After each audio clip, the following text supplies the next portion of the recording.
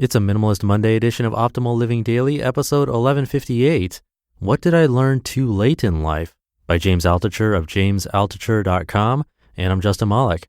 And welcome to the podcast where I simply read blogs to you for free, like a gigantic ongoing audiobook with many different authors. Today's post being from James Altucher, a popular writer and podcaster. And I'll keep this intro nice and short for this Monday episode, so let's get right to it and start optimizing your life. What did I learn too late in life? By James Altucher of jamesaltucher.com. I killed myself every day, nonstop torture. For decades, myself was a deadly mixture of anxiety about money, pain about relationships, petty jealousy, fear, wanting people to like me.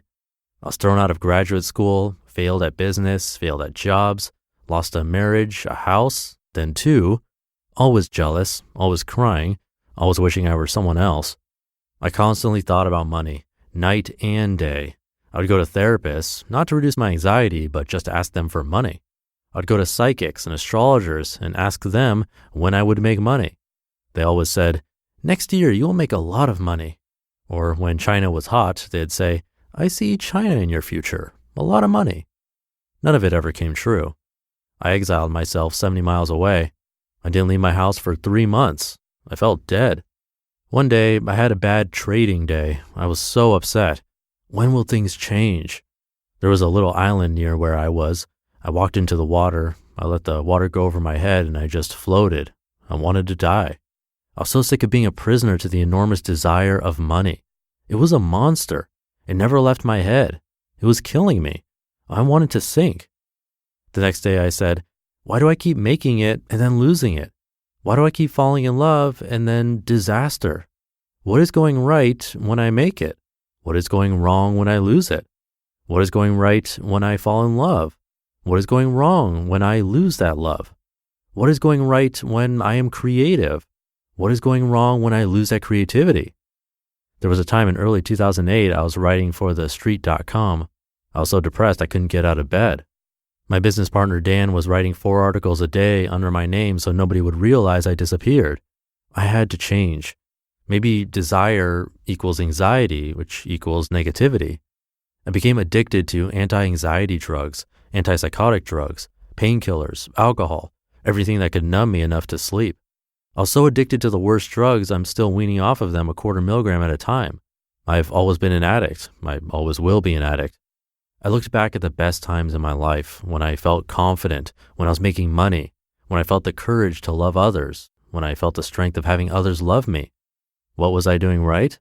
I looked back at when I was doing things wrong, business failing, no friends, aborted relationships, lying. What was I doing wrong? I didn't have a core integrity to speak from. I didn't have a core manifesto. Now I do, and I try to live it every day. People always want complex solutions to simple problems, but minimalism, simplicity, less is always the best. So I'll write what I've written before, maybe add a tiny bit. The entire universe came from a single infinitesimal dot, a fresh start. Physical health, eat, sleep, move. 8 hours of sleep, simply don't eat processed foods, I try. Move. On a recent podcast, the author of The Bad Food Bible told me, 30 minutes of brisk walking a day is enough. Emotional health, 0 toxic people. I have so many examples of this. A bad romantic relationship will destroy every opportunity and friendship in your life. One single bad business relationship can destroy a billion revenue company. One bad friend can cause months of anxiety and worry. Only 1,000 no's can find you the right yes. To you who are special to me, yes. Creative health. I always say, write 10 ideas a day. Not to have a good idea, but to exercise the idea machine, a machine that'll change your life once developed. Every day, this idea machine fuels the rest of my life. It's a miracle. How can you be creative? I don't know. Keep a notebook. I keep a writer's pad. And write your ideas down for the day. Then write down everything interesting to you. Practice. Write 10 novel ideas. Write 10 inventions. Write 10 things McDonald's can do to be better. Google. Your friend, your spouse. Spiritual health. I hate the word spiritual. It sort of feels gooey, but the essence of spirituality is simply I can't control the world.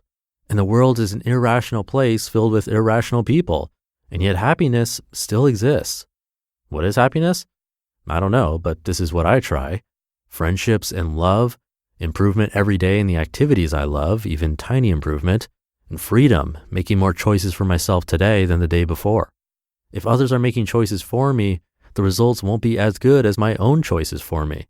Everyone else's agenda is worse for you than your agenda. 1% improvement a day.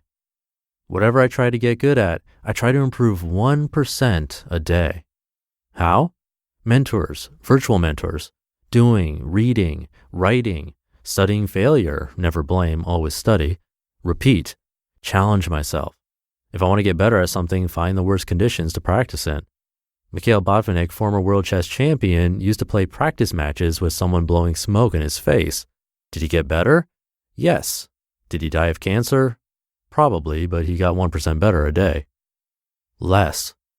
2 years ago, I threw away everything I owned. I lived for 2 years in Airbnbs. Now I am starting to slowly build up. In those 2 years, I was more successful than I ever was. I discovered new and great friends. I met someone special. When you get rid of the clutter of life, of the mind, of emotions, then true love takes its place. Loving yourself is abundance. From nothing comes everything. What did I learn too late in life? Nothing. You just listened to the post titled, What Did I Learn Too Late in Life? By James Altucher of jamesaltucher.com. It's never too late to learn. Good message there. And I'll keep this nice and short for you today, so have a great start to your week, and I will catch you tomorrow where your optimal life awaits. Hey, this is Dan from the Optimal Finance Daily podcast, which is a lot like this show, except more focused on personal finance.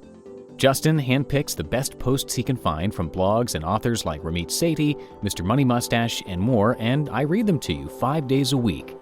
So if you enjoy this podcast, come on over and subscribe to Optimal Finance Daily too. And together, we'll optimize your financial life. You've been listening to Optimal Living Daily. Be sure to hit the subscribe button to stay up to date on each new episode, and head to oldpodcast.com. That's OLDpodcast.com for a free gift, as well as more actionable tips and resources to help you maximize your potential. Thanks for joining us, and remember, your optimal life awaits.